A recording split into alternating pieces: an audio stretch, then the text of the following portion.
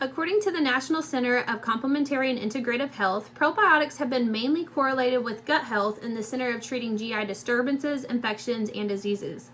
However, did you know that recent research suggests that probiotics could be used in the treatment of many other conditions, including antibiotic resistance, prevention or alleviation of allergies, respiratory tract infections, urogenital infections, systemic inflammatory diseases, oral diseases, cancer prevention, depression, and more.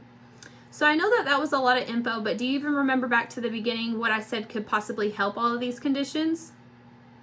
That's right, probiotics. So today I'm going to be talking about probiotics. I'm going to reveal exactly what they are, the positive and negative effects from taking them, and why I think you should be taking one daily. So what are probiotics mostly associated with? The gut, right? We've already established that. So everybody knows that a probiotic is a pill. You take it, it goes to your stomach, and it helps in some way. But what exactly is in that pill, and what exactly is it doing? So probiotics are living microorganisms of mostly beneficial bacteria and yeast that, when presented in sufficient amounts, confer a positive health benefit on the host. So the human body hosts microbial cells. They're made up of bacteria, fungi, protozoa, and other single-cell microorganisms. They're present in the mouth, in the GI tract, on the skin, and all together they make up the microbiome. So the human microbiome is presented with both helpful and potentially harmful organisms, but they're mostly symbiotic in nature. However, the microbiome is affected by a number of factors, including food and medications that influence the activity, type, and the amount of bacteria.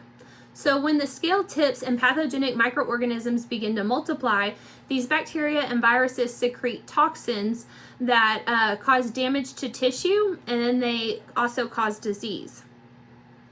So due to the local and systemic effects of the gut microflora, it's important to make advances to influence and manipulate its composition in order to improve host function.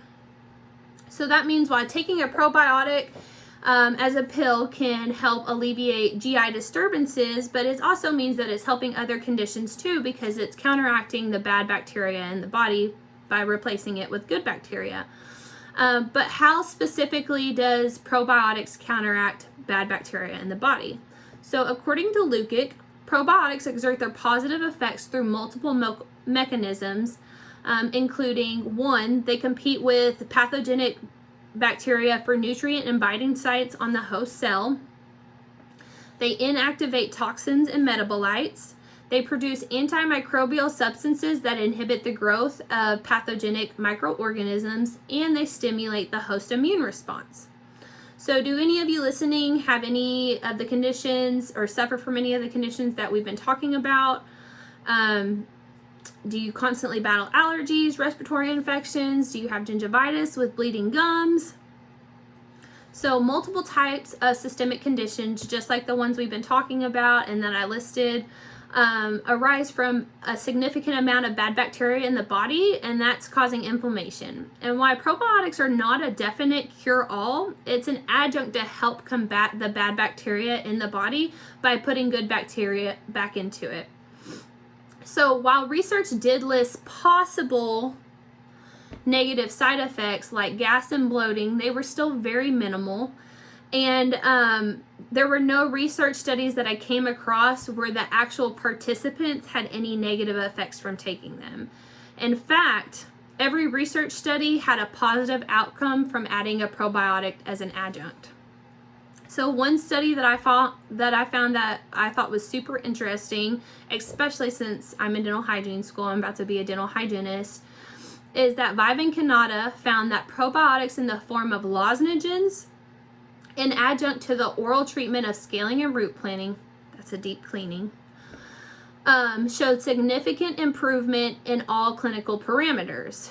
These include the clinical attachment level, which is the attachment of your gums to your tooth, plaque levels, amount of buildup that you have on there, gingival bleeding, but not only that, all red complex periodontal pathogens were reduced tenfold in each pathogen in the active lozenge test group. Okay, so you're convinced. I've convinced you. Or if I haven't convinced you, I've at least made you a little bit curious and interested. So now you're looking into them. You're going to go to the store, but which one do you pick?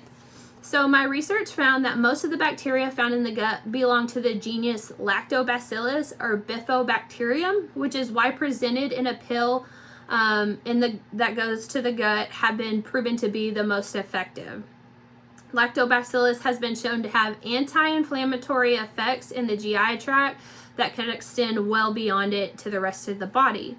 So while I would say it's important to look for these strains, it's still important to note that there is research still being conducted on probiotics on each specific strain, so it's really important to consult with your primary care physician. So today we've discussed probiotics, what they are, the positive and negative effects of taking them. While the benefits from probiotics have been established as far as gut health, these current research findings show promise in their therapeutic effect for more than just the GI tract.